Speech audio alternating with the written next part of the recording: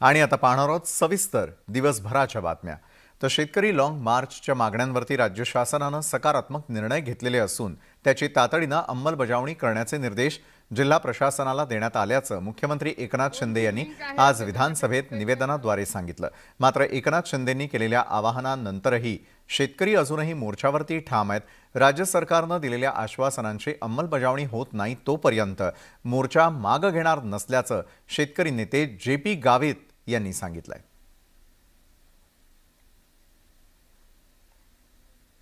तर शेतकऱ्यांच्या शिष्टमंडळाने नुकतंच मुख्यमंत्री एकनाथ शिंदे यांची भेट घेत आपल्या मागण्या मांडलेल्या आहेत आणि या मागण्यांवरती सविस्तर चर्चा झाल्यानंतर एकनाथ शिंदे यांनी विधानसभेमध्ये शेतकऱ्यांच्या लॉंग मार्चबाबत मुख्यमंत्र्यांना निवेदन दिलं। शेतकऱ्यांच्या सर्व मागण्यांबाबत सरकार सकारात्मक असल्याचं मुख्यमंत्री एकनाथ शिंदे म्हणाले। तर यावेळी एकनाथ शिंदे यांनी कांदे उत्पादक शेतकऱ्यांना एक आनंदाची बातमी दिली। राज्य सरकारने कांदा उत्पादक शेतकऱ्यांना प्रति क्विंटल 300 रुपये सानुग्रह अनुदान दिलेलं होतं, पण सरकारने यामध्ये आणखी 50 रुपयांची वाढ केली आहे। कांद्यामध्ये झालेली घसरण लक्षात घेऊन 300 रुपयांवरून आणखी 50 रुपये अनुदान देण्याचा निर्णय घेतलेला आहे, असं मुख्यमंत्री एकनाथ शिंदे विधानसभेत म्हणाले।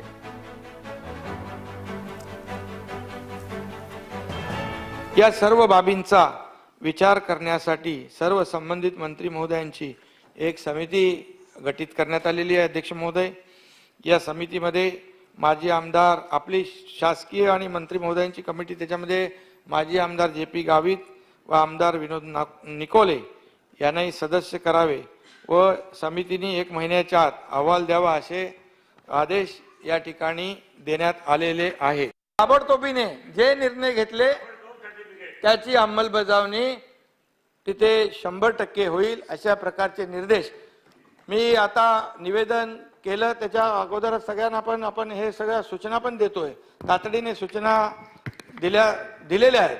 त्याचा अनुभव उद्यापासून येईल आणि म्हणून त्यांनी त्यांचं आंदोलन जे आहे ते मागे घ्यावं असं विनंती वजा त्यांना मी आवाहन करतो। हे झालेले जे निर्णय आहेत अध्यक्ष महोदय, तातडीने त्याची अंमलबजावणी करण्याचे निर्देश देखील मी संबंधितांना दिलेले आहेत। त्यामुळे त्याचा अनुभव उद्यापासूनच त्यांना येईल।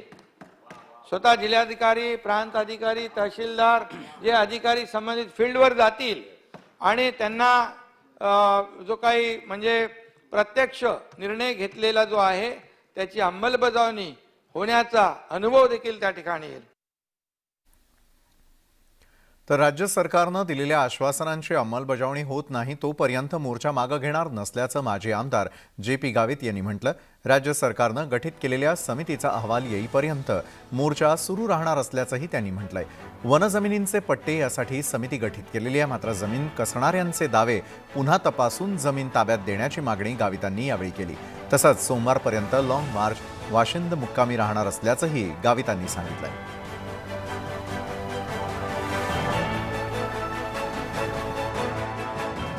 दिलेले आदेश जोपर्यंत तिथे खाली जाऊन पाळले जात नाही, तिथल्या गावातील लोकांचे आम्हाला निरोप येत नाही की आता अंमलबजावणी सुरू झालेली आहे, तोपर्यंत आम्ही वाशिंदून हलणार नाही। कोणाला दावा पात्र करून परंतु त्याला कमी क्षेत्र दिलेले आहे, ते दावे पुन्हा एकदा तपासून आणि ते कमी क्षेत्र दिलेल्या पूर्ण जमीन त्याच्या ताब्यात असलेली 10 एकरपर्यंतची ही त्याला द्यायला पाहिजे। त्याचबरोबर अपात्र केलेले दावे हे पात्र करून त्याच्या ताब्यात जेवढी जमीन असेल ती त्याला द्यायला पाहिजे। विधानसभेमधील मंत्र्यांच्या अनुपस्थितीवरून विरोधी पक्षनेते अजित पवारांनी बुधवारी सरकारला चांगलंच धारेवर धरलं होतं आणि त्यानंतर उपमुख्यमंत्र्यांनी दिलगिरी व्यक्त करत मंत्र्यांना समज दिली होती। त्यामुळे शुक्रवारी सकाळी सर्व मंत्री सभागृहामध्ये वेळेवरती हजर असल्याचं पाहायला मिळालं। मात्र फडणवीसांनी पाठ फिरवताच पुन्हा एकदा ये रे माझ्या मागल्याचं चित्र पाहायला मिळालंय।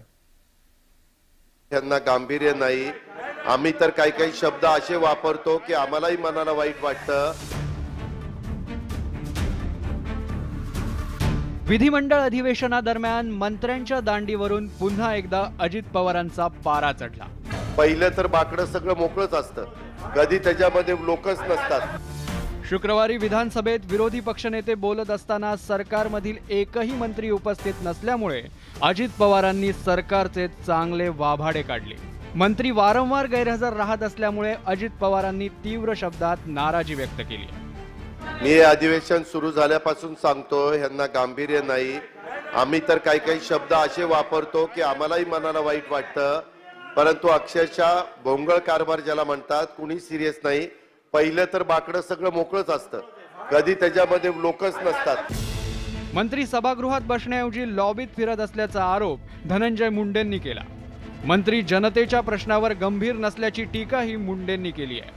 गेल्या 3 दिवसात मंत्र्यांच्या दांडीवरून दुसऱ्यांदा सरकारची कोंडी झाल्याचं पाहायला मिळालं.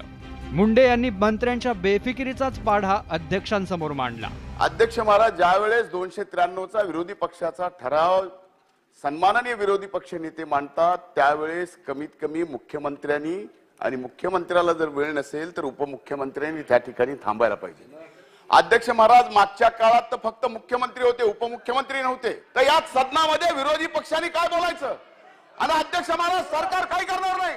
अध्यक्ष महाराज, सगळे मंत्री लॉबीमध्ये बसले अध्यक्ष महाराज. बुधवारी विधानसभेत लक्षवेधीला तब्बल 6 मंत्र्यांनी दांडी मारली होती.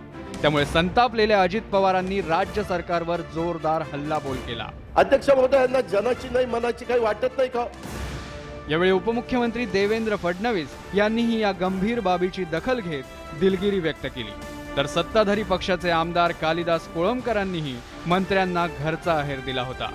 मात्र उपमुख्यमंत्र्यांनी समज दिल्यानंतरही मंत्र्यांच्या गैरहजेरीचा प्रकार सुरूच असल्याचं पुन्हा एकदा समोर आलंय. Bureau report, news 18 Lokmat. राज्य विधिमंडळाच्या अर्थसंकल्पीय अधिवेशनामध्ये सध्या सत्ताधारी आणि विरोधकांमध्ये जोरदार दावे प्रतिदावे होताना दिसतात. आता भाजपच्याच एका आमदारानं विधान परिषदेमध्ये सभागृह चालू असताना केलेलं एक विधान चर्चेचा विषय ठरलाय. आमच्याकडे गुजरातहून निरमा पावडर येते, ज्यांना गरज आहे त्यांना आम्ही स्वच्छ करून घेतो, असं वक्तव्य रमेश पाटील यांनी केलेलं आहे. रमेश पाटलांच्या वक्तव्यानंतर अजित पवारांनी त्यांना प्रत्युत्तर देत हा विषय पांघरुण घालण्यासारखा नसल्याचं म्हटलेलं आहे.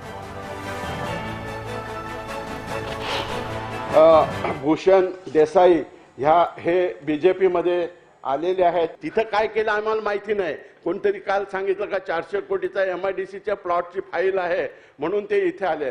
त्याच्यासाठी इथे आलेले नाहीत. इथलं सरकार आहे, हे सरकार चांगलं काम करते आणि सरकार चांगला न्याय देते म्हणून ते इथे आलेले आहेत. खरं म्हणजे आमच्याकडे निरमा वॉशिंग पावडर आहे आणि ती गुजरातवरनं येते. त्याच्यामुळे आम्ही साफसफाई करून जो माणूस आमच्याकडे येईल, आमच्याकडे जो माणूस येईल तो माणूस स्वच्छ होणार आहे. एकनाथराव शिंदे साहेब, हे जरी तुम्हाला असं तसं वाटत असलं तरी सर्वसामान्य माणूस जो बघतोय महाराष्ट्रातला, तो त्या ठिकाणी समजतोय काय चाललंय ते. या प्रकारच्या ज्या काही गोष्टी चाललेल्या आहेत, ह्या गोष्टी अक्षरशः हे खरं तर यांच्या चौकशा झाल्या पाहिजेत, उच्चस्तरीय चौकशा झाल्या पाहिजेत. अशा प्रकारे कुणाला पांघरून घालून त्या ठिकाणी चालणार नाही. हे महाराष्ट्रामध्ये ह्याच्या पाठीमागच्या काळामध्ये कधी घडत नव्हतं. दुर्दैवाने ते आपल्या राज्यामध्ये घडतंय. विदर्भ आणि मराठवाड्याला अवकाळी पावसानं झोडपल्यामुळे शेतकरी अडचणीत सापडलेला आहे. अवकाळीमुळे ऐन मार्च महिन्यामध्ये नद्यांना पूर आल्याचं दृश्य दिसतंय. तर दुसरीकडे राज्याच्या काही भागात शिमल्याच्या बर्फवृष्टीसारखा अनुभव पाहायला मिळतोय. नंदुरबार जिल्ह्यामध्ये वादळी वाऱ्यासह जोरदार गारपीट आणि पाऊस झाला. यामुळे शेती पिकांचं प्रचंड नुकसान झालंय. ठाणेपाडा परिसरामध्ये डोंगर रांगांवरती बर्फाचे मोठे खच दिसून येत आहेत. तर धुळ्यामध्ये गेल्या 15 दिवसात सलग दुसऱ्यांदा वादळी पावसासह गारपीट झाली आहे. वाशिम जिल्ह्यामधील मालेगाव तालुका परिसरामध्ये तर वादळी वाऱ्यासह जोरदार गारपीटही दिसून येते.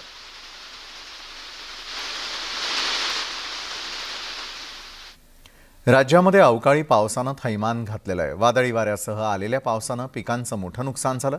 गडचिरोली, सांगली, जालना, भुसावळमध्ये पिकांचं अतोनात नुकसान झालेलं आहे. सध्या गहू, हरभरा तयार झालेला असून तो शेतकऱ्यांच्या घरामध्ये येणं बाकी आहे. या अवकाळी पावसानं या पिकांची हानी होती आहे. पीक वाचवण्यासाठी शेतकरी चिंतातूर झालेले आहेत. तर गडचिरोलीत अवकाळी आलेल्या पावसामुळे मिरचीचं नुकसान झालं. तर सांगलीत द्राक्ष पीक आडवं झालेलं आहे. संभाजीनगर, जालना, मनमाड, भुसावळ, बुलढाण्यामध्ये या पावसानं गव्हाच्या पिकाचं मोठं नुकसान झालं.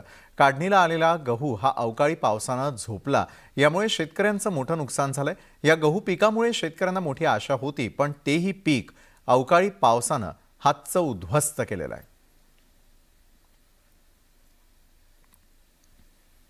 विदर्भ, मराठवाडा, पश्चिम महाराष्ट्राला अवकाळी पावसानं झोडपून काढलं तर अजूनही 3 दिवस अवकाळी पावसाचा इशारा हवामान विभागानं दिलाय. अवकाळी पावसाच्या नुकसानाची मुद्दा विरोधी पक्षनेते अजित पवारांनी सभागृहात उचलून धरला. नुकसानीची पाहणी करून तत्काळ नुकसान भरपाई देण्याची मागणी अजित पवारांनी केली आहे.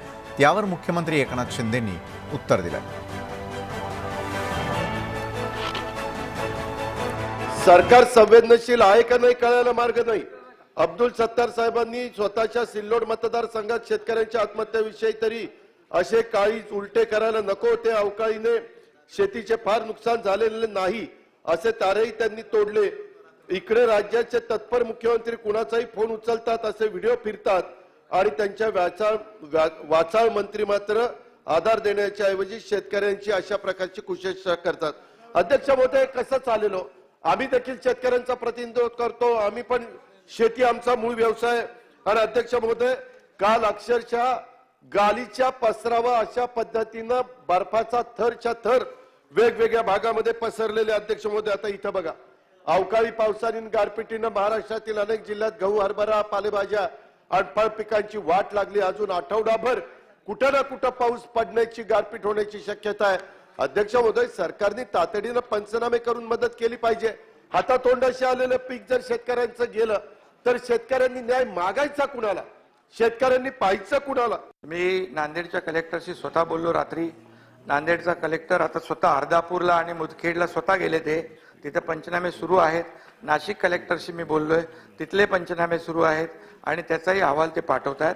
त्यामुळे शेतकऱ्यांच्या या अतिवृष्टीमुळे जे झालेलं नुकसान, आता मधल्या गेल्या आठवड्यात झालेलं नुकसान, त्याचेही पंचनामे या ठिकाणी जवळपास पूर्ण झालेले आहेत. आज कालपासून जो काही ठिकाणी पाऊस पडतोय त्याचे देखील पंचनामे स्वतः कलेक्टर स्वतः तिथे, आता काल आणि आज दोन्ही अभिजित राऊत कलेक्टर आहे तिथे स्वतः गेला होता. आणि त्यामुळे दादा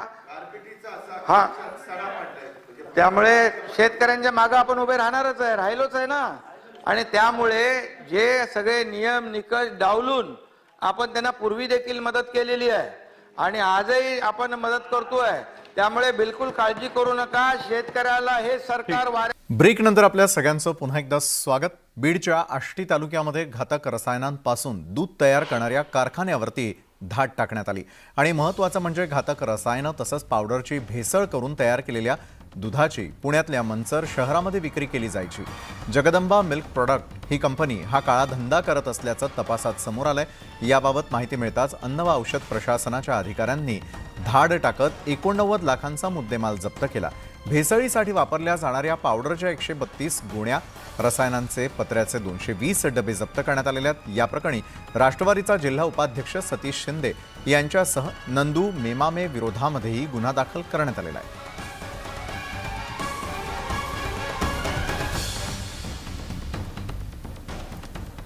दिल्ली का ठग हा किशोर कुमारचा कॉमेडी सिनेमा 1958 मध्ये चांगला गाजलेला होता. आता पुन्हा एकदा तसाच सिनेमा काढण्याची वेळ आलेली आहे. किरण पटेल या गुजरातमधील महाठगानं चक्क तब्बल 4 महिने जम्मू काश्मीरमध्ये लष्कराला गंडवलं. पीएमओमध्ये अधिकारी असल्याचा बनाव करणारा किरण पटेल Z+ सुरक्षेमध्ये कमांड पोस्टवरही जाऊन आलेला होता. या महाठगाचं बिंग कसं फुटलं पाहूयात आमच्या या विशेष रिपोर्टमधून. कहते हैं किसी इंसान की असलियत अगर पहचाननी हो तो उसकी सूरत नहीं, उसके पैरों की तरफ देख लेना चाहिए. उसके कपड़ों को नहीं, उसके जूतों की तरफ देख लेना चाहिए. और नकली लेफ्टिनेंट जनरल साहब, इत्तेफाक से आपके जूते फटे हुए हैं. नकली लष्करी अधिकाऱ्याची भूमिका करणाऱ्या अमिताभ बच्चनचा कादर खान यांनी या सिनेमात पर्दाफाश केला होता. अगदी तसाच हुबेहूब प्रकार जम्मू काश्मीरमध्ये घडलाय. एखाद्या सिनेमाची स्टोरी वाटावी अशी ही सत्यकथा. जम्मू काश्मीर पोलिसांनी किरण पटेल या गुजराती महाठगाला अटक केली आहे. बनावट कागदपत्रांच्या संशयावरून किरण पटेलला श्रीनगरमध्ये अटक करण्यात आली. पण त्याआधी किरण पटेलनं तब्बल 4 महिने पाहुणचार झोडला. लष्कराच्या बुलेट प्रूफ वाहनांच्या ताफ्यातून किरण पटेल सगळीकडे फिरत होता. ऑक्टोबरपासून जम्मू काश्मीर पोलीस आणि CRPFचे जवान त्याच्या सुरक्षेत गुंतले होते. हा महाठग लाल चौकातही गेला. इतकंच नव्हे तर तो कमांड पोस्टवरही जाऊन आला. मात्र या महाठगाचा बनाव अखेर उघड झालाय. श्रीनगरमध्ये त्याच्या कागदपत्रांचा संशय आल्यानंतर चौकशी करून त्याला अटक करण्यात आली. मात्र दहशतवादाचा धोका असलेल्या राज्यात अशी घटना घडणं ही सुरक्षेतली सगळ्यात मोठी त्रुटी मानली जाते. या प्रकरणी 2 अधिकाऱ्यांवर ठपका ठेवला जाण्याची शक्यता आहे. एकंदरीतच किरण पटेल या महाठगानं लावलेला चुना जम्मू काश्मीरमधील पोलीस नेहमीच लक्षात ठेवतील.